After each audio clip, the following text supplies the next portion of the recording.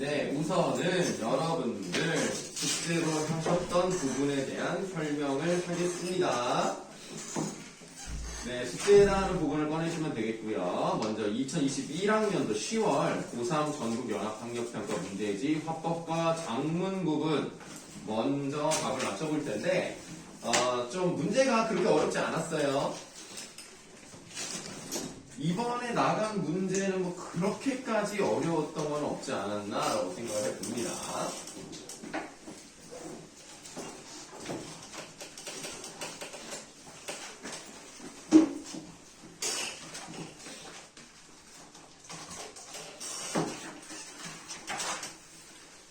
자, 그러면 우리 화법과 작문부터 한번 가보도록 할게요. 35번부터 가겠습니다.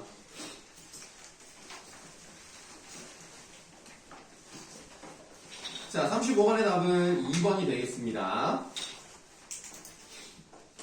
자, 그 다음에 36번을 좀 설명을 드릴 건데요. 보기의 자료를 활용하기 위한 계획 중 발표에 반영되지 않은 것을 골라보라고 했어요. 자료 1과 자료 2가 있습니다. 자료 1에서는 이 사람들이 어떤 놀이를 하고 있는지 그림이 그려져 있는 것을 볼 수가 있네요. 이게 지금 풍속화로 그려져 있다는 것은 그만큼 많은 사람들이 즐기고 있었다는 것을 나타내주고 있는 것이다 라고 해서 첫 번째 문단의 마지막 부분에 나타나 있기 때문에 자료 1을 활용해서 이 조선시대에 승경도놀이가 성행했다 라는 것을 알려준다면 맞다고 볼 수 있겠네요. 그래서 1번은 답이 아니고요. 자료 2를 보시면은 뭐 잘 안 보입니다만 굉장히 그 자잘자잘한 네모칸들이 있어요. 그리고 그 중에 하나를 좀 부각을 시켜가지고 보여주고 있는 거죠. 대제학이라는 부분이고요. 거기 2, 3, 4, 5에 해당하는 게 나오면 어디로 가라 이런 것들을 볼 수가 있겠습니다. 자, 자료 2를 활용해서요. 자, 보기 3번을 보시면 놀이를 시작하는 출신의 종류 또는 출신을 정하는 방법. 자, 놀이를 시작할 때 출신을 정하는 방법에 대해서는 나와 있지 않습니다. 그래서 3번이 답이 되겠습니다. 자, 37번으로 갈게요. 37번에 1번.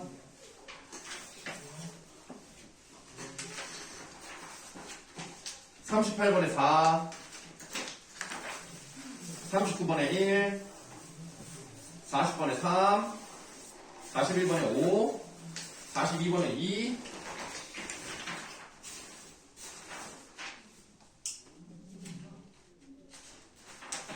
43번에 5, 44번에 5, 45번에 4 되겠습니다. 자, 지금까지 일단은 다 맞은 사람이 있을 거예요. 혹시 여기서 뭐 질문 있으시면 하시고요.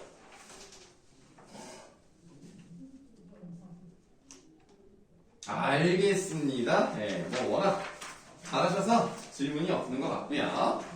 자, 이제는 독서 쪽으로 가도록 하겠습니다. 과학기술 5번과 6강, 5강, 6강에 해당하는 부분인데요. 이것도 보시면 보통 잘 알고 어서오세요. 정확하게 4분이네요. 그죠? 아, 훌륭합니다. 무슨 저기 내비게이션을 달았어요? 그런 거 어때요? 아, 그런 것 같아요? 그럼 같은 거 뭐예요?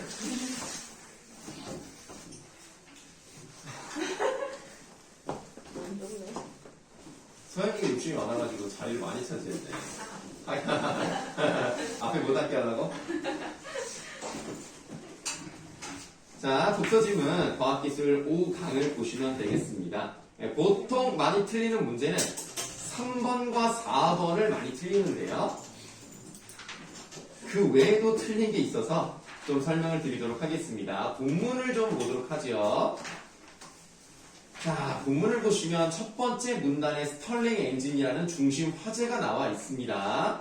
스털링 엔진이 세 번째 줄에 나타나 있고요. 이 스털링 엔진은 세 줄 내려가시면 엔진 밖에서 열을 공급하여 동력을 얻는 외연 열기관이라고 되어 있네요. 우리가 보통 알고 있는 그런 피스톤 방식과는 좀 다른 거라고 보시면 되겠습니다. 자, 그런데 그림을 보니까요. 자, 오른쪽 위쪽에는 디스플레이서 피스톤이 있고요. 그 부분이 고열원이라고 써 있습니다. 그러니까 아무래도 좀 여기가 더 뜨겁겠죠? 그 다음에 파워 피스톤이 있는 부분은 저열원 이렇게 써 있어요. 고열원과 저열원의 차이를 통해서 뭔가 이루어지고 있는 것 같고요.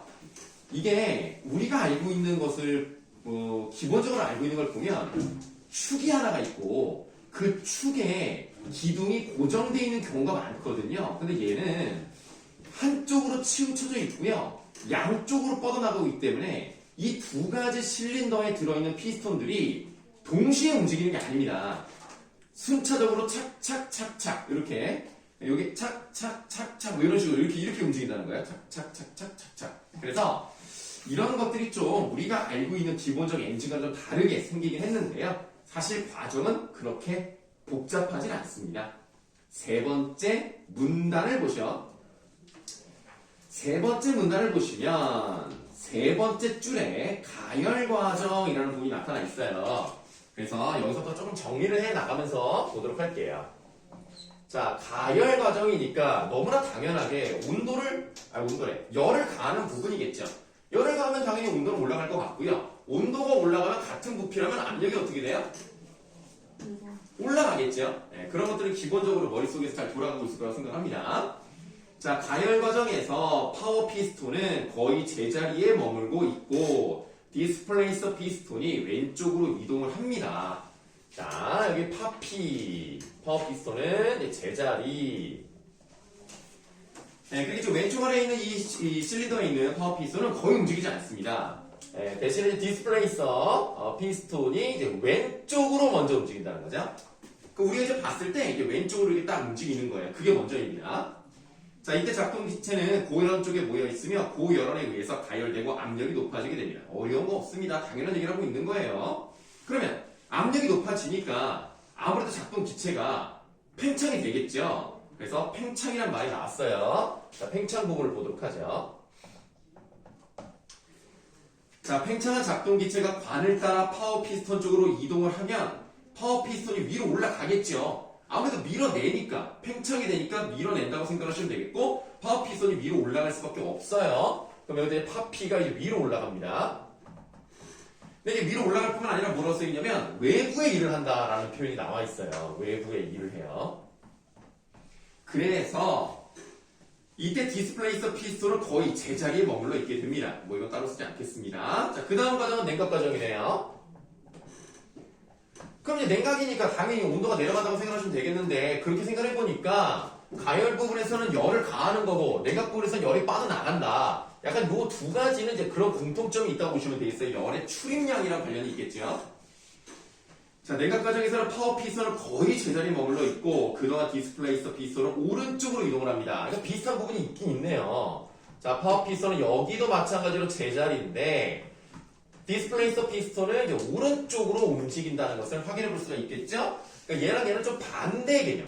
요거는 똑같지만 여기는 이제 반대로 간다고 생각하시면 되겠습니다. 자, 이때 작동 기체는 주로 저열원 쪽에 모여 있으면 냉각이 됩니다. 아무래도 고열원보다 저열원 쪽에 있는 것이 시원할 테니까 냉각이 되는 거죠.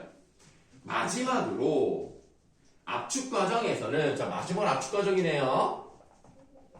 그럼 이 부분도 생각을 해보니까 여기 두 번째 있는 팽창과 반대되는 개념이라고 생각하시면 되겠어요.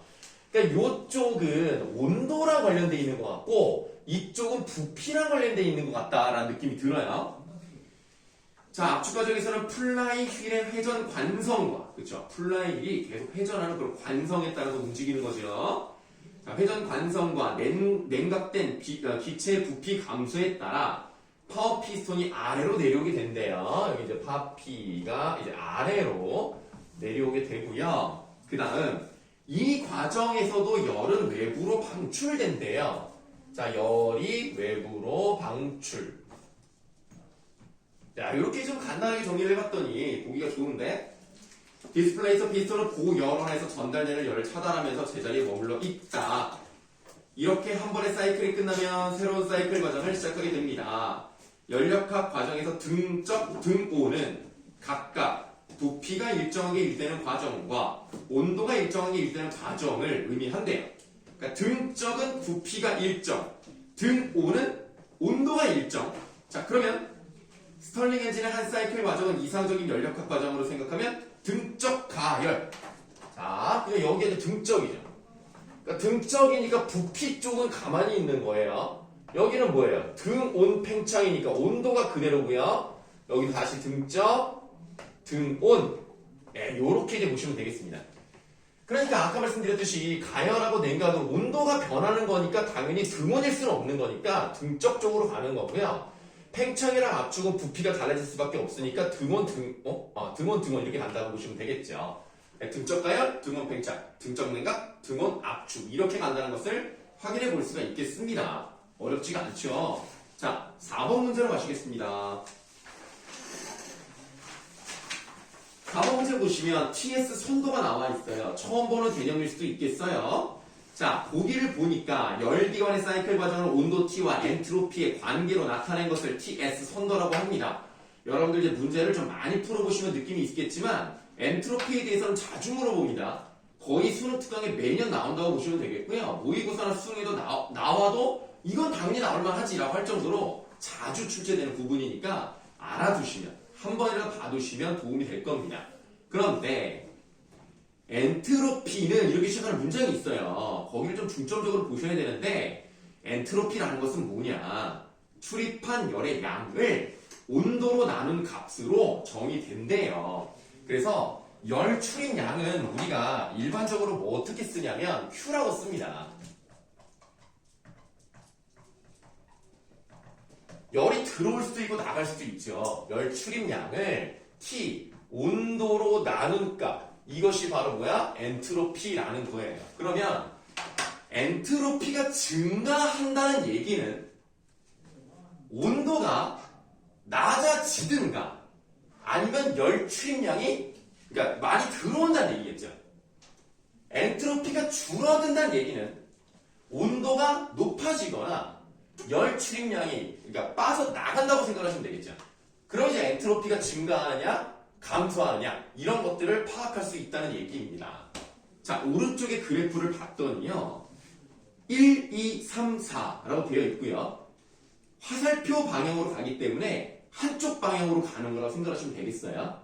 그런데 우리가 문제를 빨리 풀기 위해서 이거를 계산하고 말고 그럴 필요도 없이 우리가 지금 이 과정을 한번 잘 봤잖아요. 그러면 빨리 풀 수 있는 방법이 뭐가 있냐면 일단 1번하고 3번을 보시면 온도가 급격하게 올라가는 부분, 급격하게 내려가는 부분 이거를 확인해 볼 수 있습니다.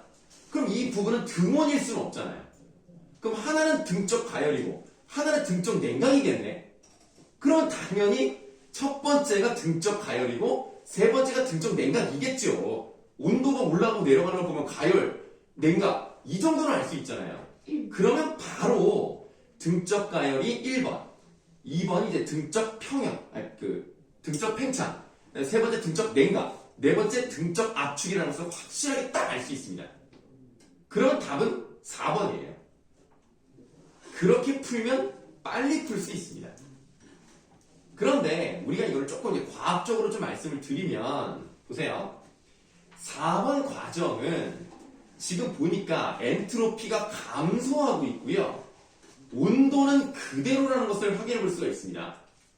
온도가 그대로인데 엔트로피가 감소한다? 그럼 뭐예요? 열 출입량이 그러니까 열이 빠져나갔다는 얘기죠. 그래서 우리가 열이 빠져나가고 온도는 그대로의 부분이 엔트로피가 감소하는 부분이니까 그래도 4번 이렇게 맞추는 방법도 있습니다. 두 가지 방법이 있는데 첫 번째 방법이 일단 요령으로서 좋습니다. 빨리 푸는 게 우리는 제일 중요하니까요.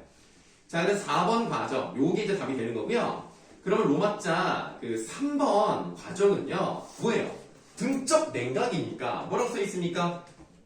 파워 피스톤은 제자리에 있고 디스플레이서 피스톤이 오른쪽으로 가고 있기 때문에 3번은 답이 될 수가 없는 거예요. 자, 그 다음에 잠깐 우리 3번 문제 잠깐 좀 볼게요. 3번 문제에서 1번 보기를 보시면 플라이 휠의 관성은 엔진이 외부에 하는 일을 만들어낸다 라고 되어 있습니다. 그러니까 지금 이 부분은 플라이 휠은 계속 돌아요. 계속 도는 겁니다. 이제 이렇게 시계 방향으로 돌죠. 그러면 그게 계속 이렇게 움직임에 따라서 관성에 따라서 움직이는 거예요. 그러면 엔진이 외부에 하는 일을 만들어낸다는 말은 일단 여기서 한번 나왔죠. 외부의 일을 만들어내는 것이고 열이 외부로 방출하는 내용도 나와 있고요. 1번은 맞다고 잠깐만요. 내가 설명 잘못했네. 잠깐만.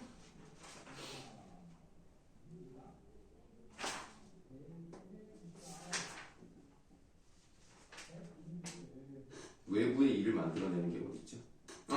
여기죠. 그 외부의 일을 만들어내는 것은 파워 피스톤이 올라가면서 하는 거죠. 플라이의 관성 부분은 열이 방출되는 부분과 관련되어 있기 때문에 1번은 답이 아닙니다. 네, 그래서 3번에 1번은 답이 아니다 라고 말씀을 드렸습니다. 파워 피스톤이 하는 일이 엔진이 외부에 하는 일을 만들어내는 것이다 라고 생각하시면 되겠어요. 플라이의 관성에 관한 부분은 마지막 부분에 열 방출하는 부분으로 나타나 있기 때문에 1번은 답이 아니라고 말씀을 드리고요. 이제 본문을 다시 이제 볼 건데요. 190쪽으로 갈게요. 자, 190쪽에서 두 번째 줄 맨 끝부분에 스털링 엔진으로 시작하는 부분이 있습니다. 스털링 엔진의 작동 기체로는 처음에는 공기가 쓰였지만 열 효율을 높이기 위해 수소가 쓰이다가 폭발의 위험성을 없애는 것이 어려운 문제였다는 거예요. 쉽게 해결되지 않는 까다로운 문제였다라는 문맥상의 의미를 가지고 있습니다. 그래서 5번 문제 답은 5번이에요. 1시간도 지나지 않은 협상은 까다롭지 않게 타결되었다. 요게 가장 가깝고요. 2번 같은 경우를 보시면 질병으로 나라가 어렵다라는 것은 곤란을 겪거나 시련을 겪었다. 이 정도의 의미로 보셔야 되겠습니다. 질병으로 나라가 까다로운 때라는 것은 좀 어울리지 않죠. 5번이 가장 적절하다라고 보시면 되겠는데 은근히 5번도 좀 틀리는 편이에요. 지금 이게 1번, 2번 문제보다 5번을 더 많이 틀려요. 1번 문제가 제일 쉬웠고 그 다음에 2번이 쉬웠고 5번이 이제 세 번째로 쉬웠고 3번이 제일 많이 틀리는 문제였어요. 근데 이제 3번을 해결하기 위해서 한 군데를 더 봐야 되는데 이런 말이 있습니다. 190쪽에 첫 번째 문단에 밑에서 세 번째 줄을 보시면 저 열원의 온도가 정해져 있을 때 그 열원과 저 열원의 온도차가 클수록 열 효율이 커지게 되는데 라고 돼 있어요. 그럼 둘 중에 하나죠. 저 열원이 그대로 있을 때 그 열원이 더 뜨거워지든가 고열원이 그대로 있을 때 저열이 더 차가워지든가 이렇게 차이가 많이 나야 열 효율이 커지지 않겠습니까? 그러니까 3번의 답 3번이죠. 네, 나머지 부분은 다 맞으셨어요. 그래서 이렇게만 설명드리도록 하겠습니다. 질문 있으시면 하시고요. 그러니까 아까 우리가 이제 본문 부분을 봤을 때 무슨 말이 있었냐면 고열원과 저열원의 온도차가 클수록 효율이 커져요. 그러면 저열원이 그대로 있을 때 고열원이 더 뜨거워지든지 아니면 고열원이 그대로 있을 때 저열원이 더 차가워지든지 둘 중에 하나가 되면 온도차가 커지지 않습니까? 물론 고열원이 더 뜨거워지고 저열원이 더 차가워지면 더 좋은데 둘 중에 하나 고정돼 있다면 한쪽이라도 온도 변화가 있어줘야 열 효율이 커지게 되는 거죠. 그러면 고열원의 온도를 유지한다면 저열원의 온도를 낮춰주면 온도차가 크죠? 크면 클수록 열 효율은 증가하기 때문에 3번이 가장 적절하다.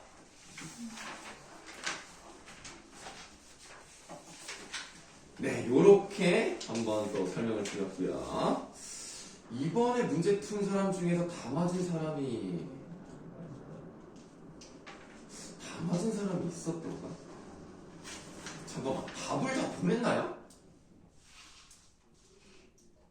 답을 안 보낸 사람이 있지 않았나? 내가 지금 핸드폰으로 녹화 중이어서 확인을 못하겠네. 서우 왔나요? 서우가 앨범 준비한다고? 네. 약간 이거 서우 봐야 되는데 약간 비웃는 거 아니죠? 아니죠? 오해하지 마라. 애들이 다른 데 행복한 일이 생각났대. 앨범 준비도 해야 되고 뭐 수행도 해야 되고 그래가지고 바빠서 오늘 못 온다고. 연예인 아니에요? 네? 뭐라고요? 연예인 아닌가요?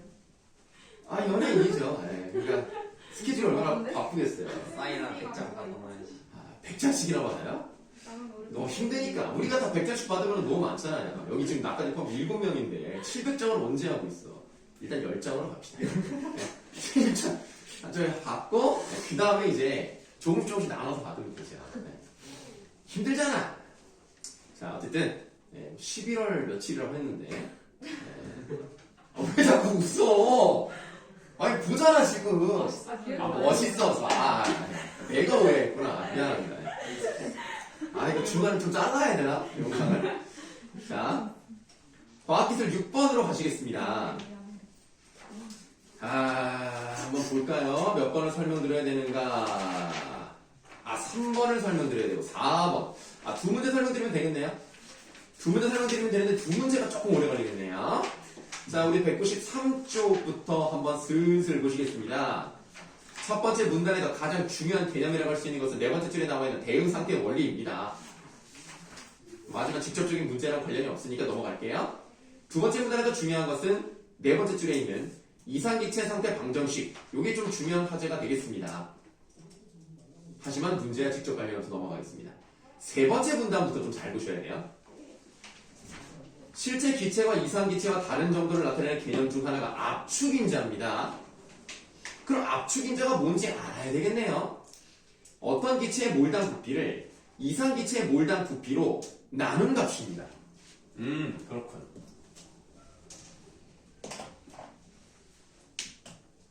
자, 지금 어떤 기체를 X라고 둘게요. 이거를 몰당 부피인데 우리가 이제 몰이란 말을 실제로 일상에서 잘 쓰진 않습니다만 이렇게 과학 지문에는요, 예를 들면 뭐 리터당 부피 이런 식으로 몰, 당 부피란 말을 많이 씁니다. 그러니까 어떤 부피, 그러니까 이렇게 단위를 나타내는 거라고 생각하시면 되겠어요. 그래서 몰당 부피를 이상기체의 몰당 부피로 나눈 값이에요. X를 이제 이상기체의 몰당 부피. 그러면 예를 들어서 이 X를 이상기체로 둘 수 있잖아요. 그럼 당연히 압축인자가 몇이 나옵니까? 무조건 1이 나올 수밖에 없는 거예요. X가 이상기체면 1이 나오는 거고요. 만약에 그 몰당 부피가 이상기체와 거의 가깝긴 해도 이 X가 조금 더 크면 1보다 커지는 것이고, 요게 이 이상기체의 몰당 부피, 발음이 이래요. 몰당 부피, 천천히 할까요? 이상기체 몰당 부피보다 작으면 아무래도 1보다 작은 수가 나오지 않겠습니까? 네, 그렇지만 이상기체와 거의 가깝다면 1 전후로 굉장히 가깝게 있을 거라는 것을 우리는 생각해 볼 수가 있겠습니다. 자, 따라서 어떤 기체가 이상기체에 가까울수록 압축인자는 1에 가까운 값을 갖는다. 기체 분자 사이의 상호작용에 의해 발생하는 힘에는 인력과 반발력이 있습니다. 근데 우리가 상식적으로 생각하시면 인이 끌다 인자니까 끌어당기는 힘, 반발력은 밀어내는 힘, 이렇게 생각하시면 되죠. 그래서 당연한 얘기지만 인력이 반발력에 비해서 우세할 경우에는, 인력이 반발력보다 우세하다? 그럼 뭐야? 끌어당기는 힘이 셀 거 아닙니까? 그럼 부피가 상대적으로 어떻게 써요? 작아요. 작겠죠? 끌어당기는 힘이 세니까 얘네들이 많이 이렇게 이제 퍼져 있어야 부피가 늘어나는데, 이렇게 막 돼 있으면 부피가 좀 줄어들지 않겠습니까? 상대적으로? 그래서 그럴 경우에는 이상기체 상태 방정식에서 기대되는 몰당 부피보다 실제 기체의 몰당 부피가 작아지겠죠? 그러면 이 공식에서 압축인자는 1보다 작은 값을 갖게 될 겁니다. 당연하죠? 반발력이 인력보다 우세한 경우는 반대가 되니까 압축인자가 1보다 큰 값을 가질 겁니다. 좋아요. 자, 이러한 상호작용은 개의 온도에 따라서 양상이 달라집니다. 지금까지는 온도에 대한 언급을 하지 않았어요. 근데 이제 온도에 대한 어떤 또 다른 변수를 얘기합니다. 양상이 달라지는데요. 온도가 올라갈수록 반발력이 커져요. 항상 과학지문은 뭐뭐 할수록 뭐뭐 하다가 잘 나오죠. 온도가 올라갈수록 반발력도 커지게 되겠죠? 이거는 뭐 당연히 그럴 것 같아요. 그러면 반발력이 커지면 특정 온도 이상에서는 압력의 전 영역에서 반발력이 인력보다 우세하게 됩니다. 특정 온도부터는 반발력이 인력보다 우세해요. 그럼 그 특정 온도를 뭐라 그래요? 보일 온도라고 하는 거죠. 즉, 보일 온도보다 온도가 올라가면 반발력이 세지면서 압축 인자가 1보다 커지겠죠. 예? 자, 압축인자의 유용성은 복잡한 실제 기체의 상태 방정식을 이용하지 않고도 어떤 물질의 압축 인자만 알고 있으면 물질의 부피를 바로 알 수 있다는데 있다. 그렇군. 그렇다면 이제 3번 문제로 가시면 되겠네요. 3번 문제. 우리가 여기 보니까 단서가 있어요. 이런 것들을 그냥 지나치면 안 돼요. 그림은 상온에서라고 되어 있습니다. 상온이라는 것은 정확한 온도를 특정하지 않습니다. 다만 우리가 이렇게 일상생활하는 일반적인 온도 있죠? 뭐 예를 들면 10도일 수도 있고 15도일 수도 있는 그런 게 그냥 일반적인 온도를 상온이라고 합니다. 근데 그거를 특정할 필요는 없는 거예요. 왜냐? 실제 기체 A와 B와 이상 기체 압력에 따른 압축인자 그래프이다 라고 되어 있단 말이에요. 우선 우리가 이 그래프를 봤더니 압력축과 수평으로 쭉 가는 부분이 있어요. 그게 바로 이상 기체입니다. 압축인자라는 것은 어떤 기체의 몰당 부피를 이상 기체의 몰당 부피로 나눈 값이란 말이에요. 그럼 이상 기체는 당연히 얼마가 나올 수밖에 없다고요? 압축인자가 무조건 1밖에 나올 수가 없어요. 이상 기체를 이상 기체로 나누는 거니까. 그러니까 우리가 그 직선으로 되어 있는 그 부분의 값은 압축인자가 1입니다. 그래서 보기 1번에 실제 기체 A, 실제 기체 B, 이상 기체 압축 기체가 만나는 점이 하나가 있잖아요. 압축 기체의 값이 0일 수 없습니다. 1입니다. 그래서 1번은 답이 아니에요. 자, 그럼 실제 기체 B의 경우를 한번 보겠습니다. 실제 기체 B는요, 압력의 왼쪽 부분에서는 압축인자가 1보다 작아요. 그러다가 압력이 올라갈수록 어느 순간부터 반발력이 세지게 되면서 압축인자가 1보다 커지게 됩니다. 근데 A라는 실제 기체를 보시면 아예 처음부터 압축인자가 1이 넘어가 버려요.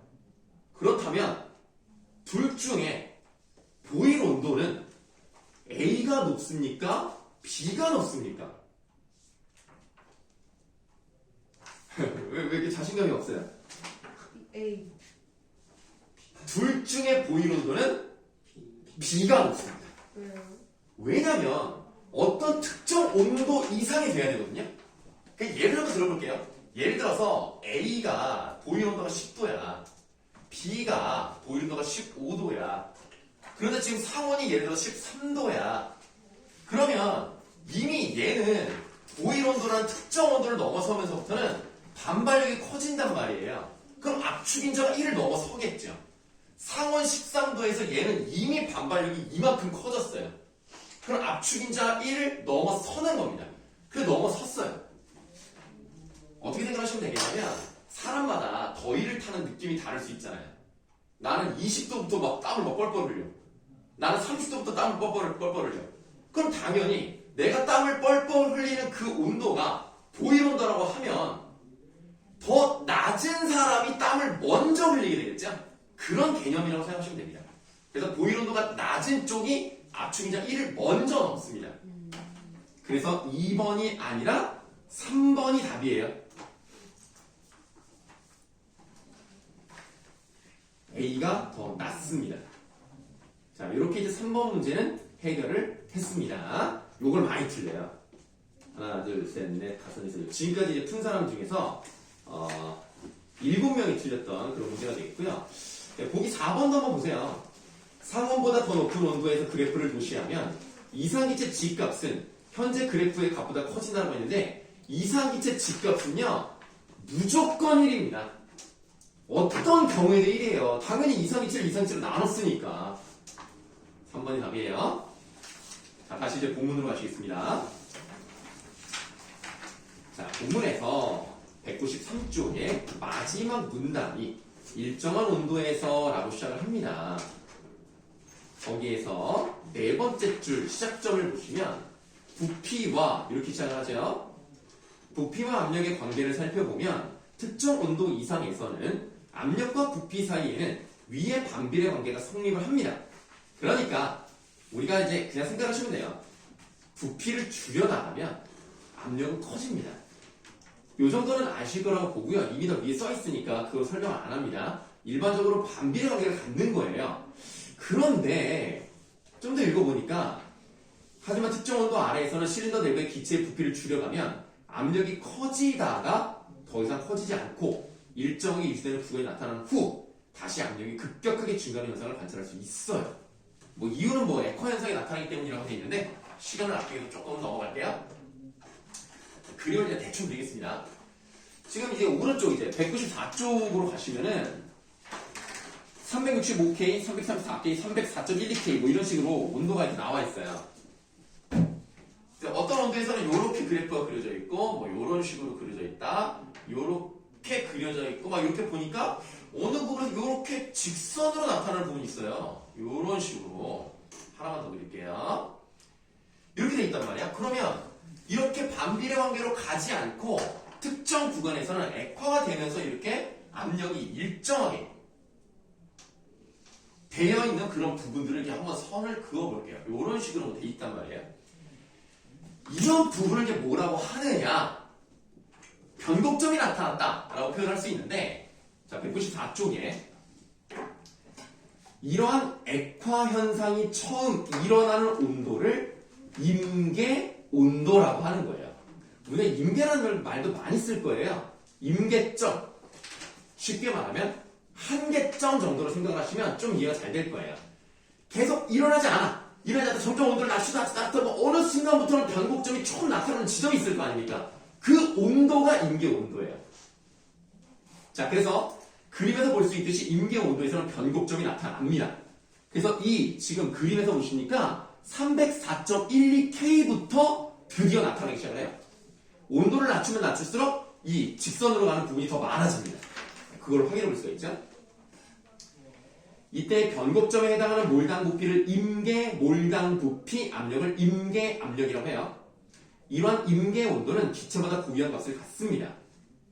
어떤 개의 몰당 부피 압력 온도를 각각 임계 몰당 부피, 임계 압력, 임계 온도로 나눈 값을 환산 몰당 부피, 환산 압력, 환산 온도라고 합니다. 아유 어렵죠? 이 중에 하나만 쓸게요. 자, 몰당 온도라고 할게요. 몰당 온도를 임계 온도로 나눈 값이 있어요. 이것을 환산 온도라고 하는 거예요. 자, 일단 뭐 다른 것도 말만 바꾸면 돼요. 이제 뭐 압력이라던가 부피라던가 이거 바꾸기만 하면 됩니다. 자, 실제 기체의 압축 인자를 개의 압력 변에 따라 나타내면 기체의 종류에 따라 다른 모양의 그래프가 그려진다. 그러나 환산 몰당 부피를 이용해서 개별 환산 온도에서의 환산된 압축 인자의 변화를 환산 압력에 따라 그래프로 나타나면 압축 인자는 같은 환산 압력에서 기체의 종류에 상관없이 거의 동일한 값을 가져요. 이렇게 환산해서 계산을 해봤더니 어떤 기체든지 간에 유사한 거의 같은 값을 갖는 겁니다. 자, 이를 대응상태의 원리라 하며 대응상태의 원리는 다양한 기체의 연력학적 관계의 파악을 용이하게 해줘요. 가령 실제 기체의 대표적인 상태 방정식인 반데르발스 상태 방정식은 RT의 형태로 실제 기체 분자 간의 인력을 고려한 개수 A와 기체 분자의 자체 부피를 감안한 개수 B가 도입되어 있으며 A, B는 분자 종류에 따라 그 값이 다르다. 하지만 반데르발스 방정식의 환산값을 대입하고 임계점에서 변곡점이 나타난 점을 수학적으로 이용하여 이런 환산압력에 대해 표현하면 A와 B가 사라집니다. 환산온도와 환산 몰당 부피만을 시게 돼요. A와 B라는 계수가 사라진다는 얘기가 나왔어요. 4번 문제 갑시다.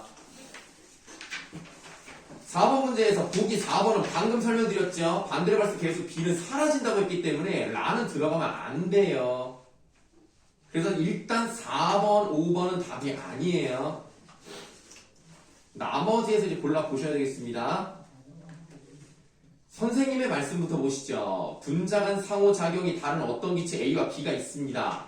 A와 B의 임계 온도가 각각 200K예요. 자, 이거 써봐야 되겠죠? A의 임계 온도는 200K, B의 임계 온도는 400K가 되겠어요. 숫자가 낮을수록 차가운 거죠.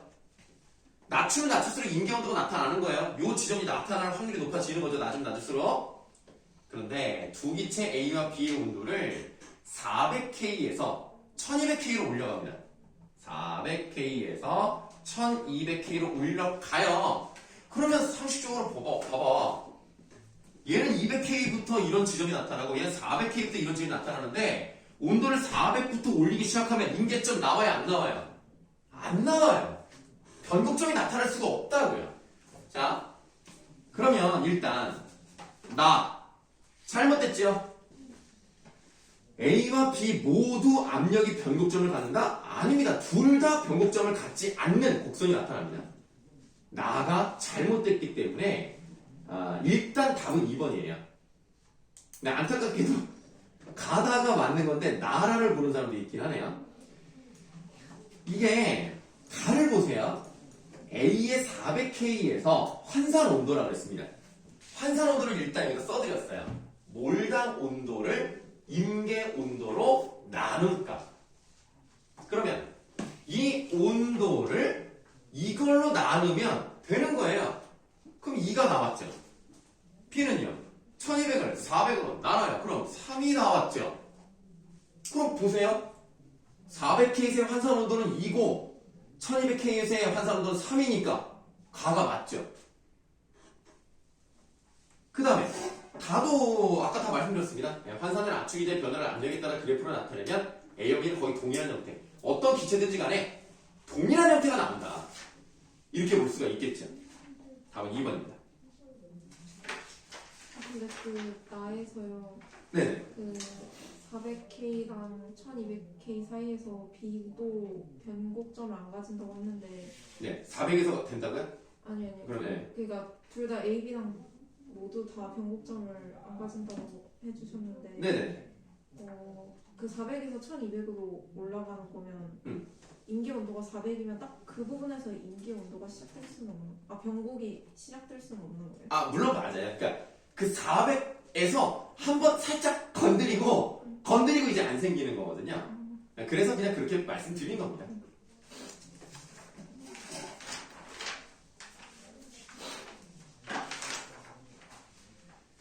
다른 부분은 다 맞으셨어요. 다른 부분 질문 있으시면 하세요.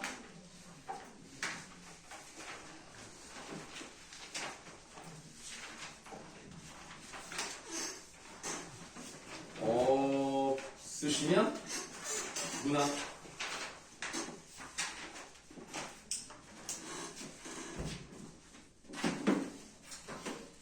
네, 이제 그 여러분 나눠드린 숙제는 이게 끝이니까 이제부터는 이제 요런 연습을 이제 그만하고 이제 문법만 집중적으로 들어갈 거예요. 이제.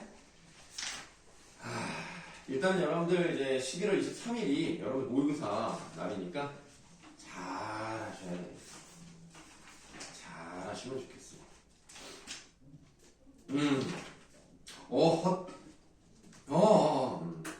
그렇구만. 잘 하셔가지고 많이 설명드릴 필요가 없겠네요. 일단 여기에 나와 있는 주인공이 한덕문이라는 사람입니다. 한덕문이라는 사람이 뭐랄까 일단은 부정적인 인물은 맞아요. 왜냐하면 국가관이 굉장히 왜곡되어 있어요. 나라가 뭐든 망하든 말든 나랑 관심 없고 나한테 잘해주는 그런 나라가 좋은 거고 나에게 못해주는 나라는 있으나 마나는 존재다. 그래서 이제 왜곡돼. 그러니까 일제강점기에서도 별로 나라 걱정을 안 하는 뭐 그런 사람이고요. 그리고 이제 이 사람이 뭐 술도 먹고 도박도 하고 막 그러다 보니까 돈을 막 술술 써요.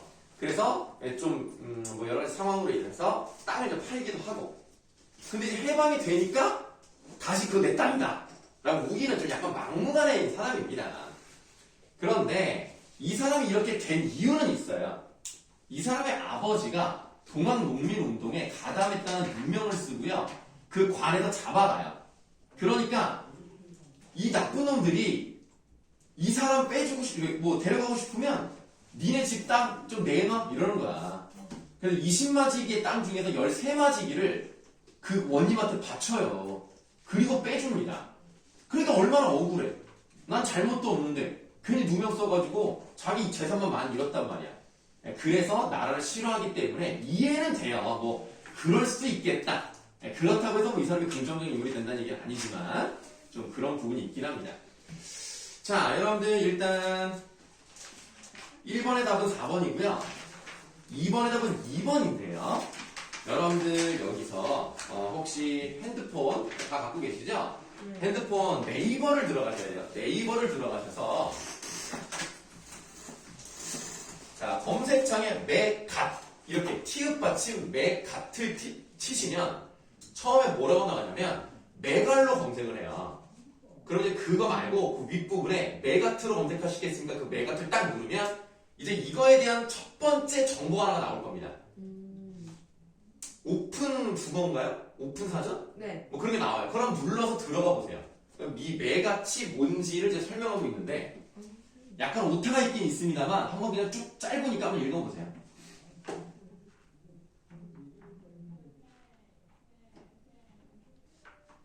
읽어보시면 일단 작성자가 누군지 보세요. 네, 작성자가 밑에 있지 않아요? WL 이렇게 시작하는 사람 있지 않아요? 네. 네, 그 보셨으면 그 밑에 좋아요가 있거든요. 눌러요. 네, 좋아요를 누르시면은 네? 쌤이에요? 아니 뭐 진짜요?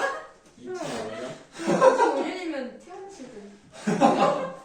니네가 2005년 5년. 생이야? 네. 저 태어나기 9일 전이에요. 아 그래요?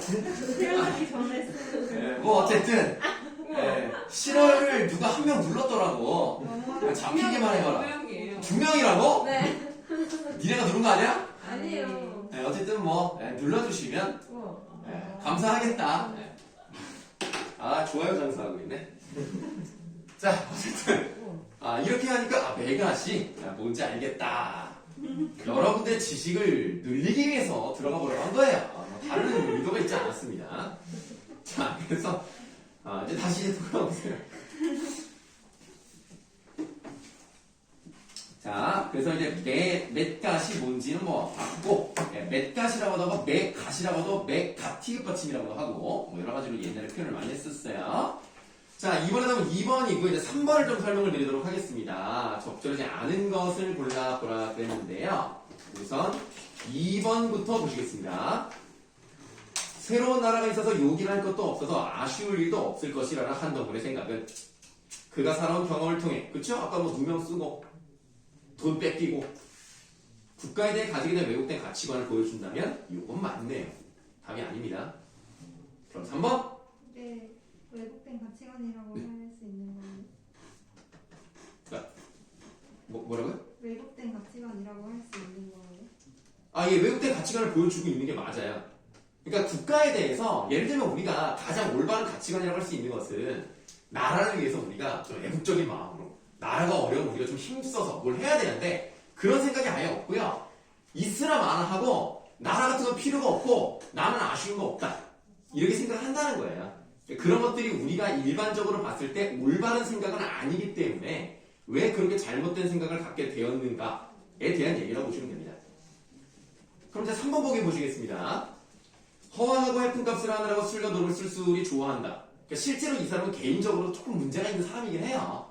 술, 도박 이런 거 좋아하니까. 한동훈이 노를 팔아 했던 이유가 그 자신의 성격적 결함으로 인한 과오 때문이기도 하다.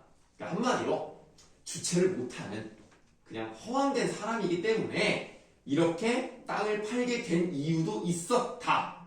그럼 3번은 맞아요. 그러니까 답이 아니에요. 물론 그런 것도 있습니다. 그 일본 사람 중에서 길천이라는 사람이 있는데요. 그 길천이가 땅을 되게 비싸게 사요. 그래서 이참에 많이 팔아야지 해서 판 것도 있긴 한데요. 그 내용은 잘 나타나진 않고요. 4번 볼까요? 그 개 못 같은 소리 인전 앵간치 해도라는 영남의 말은 이해타산의 관점에서 광복을 바라보는 한동훈의 태도를 비판한다 라고 되어 있는데 이 말이 맞으려면 광복이 되면 나한테 도움이 되고 광복이 안 되면 도움이 안 되니까 광복을 해야 된다. 예를 들면 이제 이런 게 이해타산적으로 광복을 바라보는 거죠. 근데 여기서 그 개 못 같은 소리라는 건 뭐냐면 아까 말씀드렸듯이 길천이한테 땅을 팔았단 말이에요. 땅을 팔았으면 일본이 물러간다고 해서 그게 내 땅입니까? 아니죠. 길천이가 이미 다른 사람한테 팔았어. 그럼 그 땅은 당연히 그 산 사람 거지. 어떻게 한동훈 거겠어.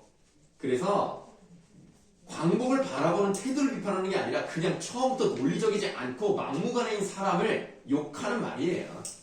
그래서 4번이 답입니다. 자, 우리가 이 논이야기 같은 경우를 보시면 마지막에 이제 뭐라고 하냐면 한덕문이 이렇게 돼가지고 자기 땅이 다 없어진 셈이 돼버린 거야. 물론 국가가 잘못한 게 맞습니다. 왜냐면 그 원래 그 우리 땅이 누구 거인지 조사를 생각하지 않고 오히려 국가가 그 모든 땅을 무상 몰수를 해요. 한마디로 다 내 거 한 다음에 돈을 받고 또 팔아.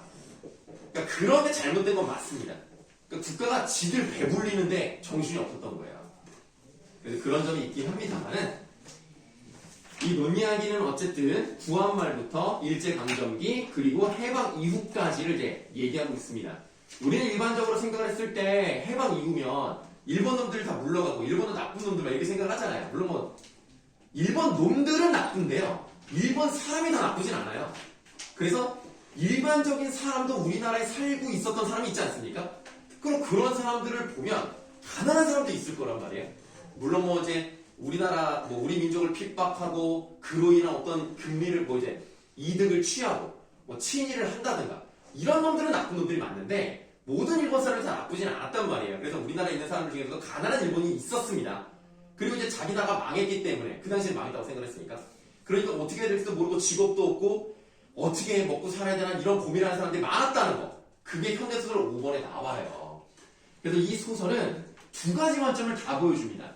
일본 놈들, 나쁜 놈들 다 잡아 족쳐야 된다는 관점과 그럼에도 불구하고 불쌍한 애들이 있었다. 이 두 가지 관점이 잘 어우러지기 때문에 좀 균형 잡힌 소설이라고 생각하시면 되겠습니다.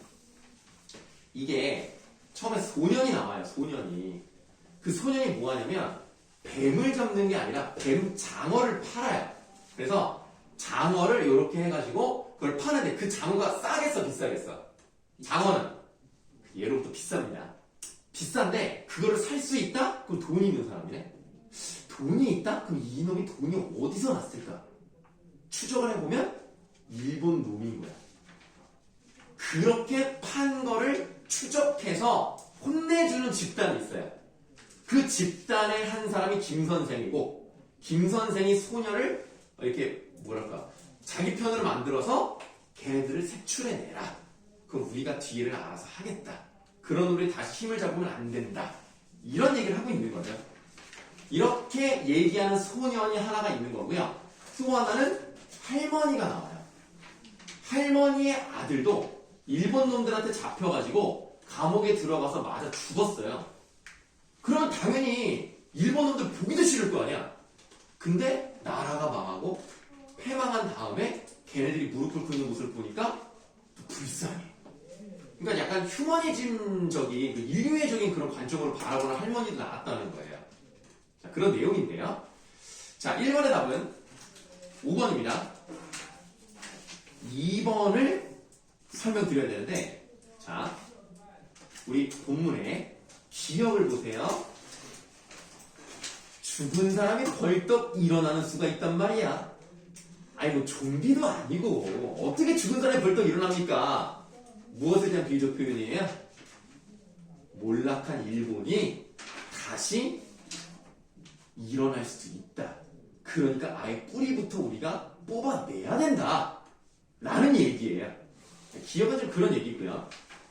니은을 보시면 이 꽤 엉뚱한 것을 하는 셈이었단 말이지 라고 말하는 사람이 서술자인 납니다. 내가 네가 지금 뱀장어를 잡아서 파는 게 돈을 벌기 위함이 아니라 물론 뭐 돈을 받긴 받습니다만 돈을 버는 것보다는 일본 놈들 색출하는 그런 일을 하는 거였구나 라고 생각을 하는 거예요. 자, 다음 디귿을 보시면 그런 분이시야 라고 했어요. 그럼 이 그런 분은 누굽니까? 그 위에 대사를 읽어보시면 나와요. 읽어보겠습니다. 위원회에서 뭔가 하시는 데 꽤 높은 사람이야요. 누가요? 김 선생이요.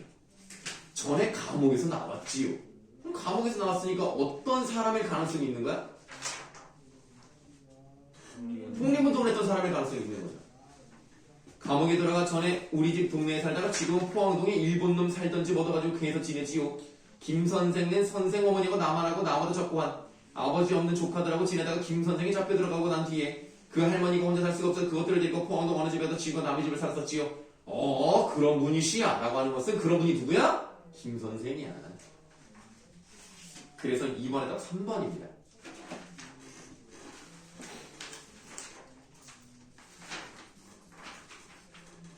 자, 다음. 나머지 다 맞았네요? 그럼 됐네요. 네, 나머지 다 맞았습니다. 자, 이런 게 느낌을 잘 가지시고, 모의고사까지 잘 하시면 되겠습니다. 선생님. 네. 네. 가져왔어요? 네. 굉장히 비장하게 말해서 깜짝 놀랐어요. 무슨 일 있는 줄 알았어요. 네. 고맙습니다. 참 착실하단 말이지. 단어의 의미. 근데 여러분들 학교에서 학습지를 이렇게 만들어 주시는 걸 보면은 사실 교과서로 수업을 안 하는 것 뿐이지 교과서 내용이에요. 그냥 똑같아요. 교과서 내용이랑. 이렇게 안 될 거잖아, 시험 문제. 더 어렵게 낼 거잖아, 선생님들. 알고.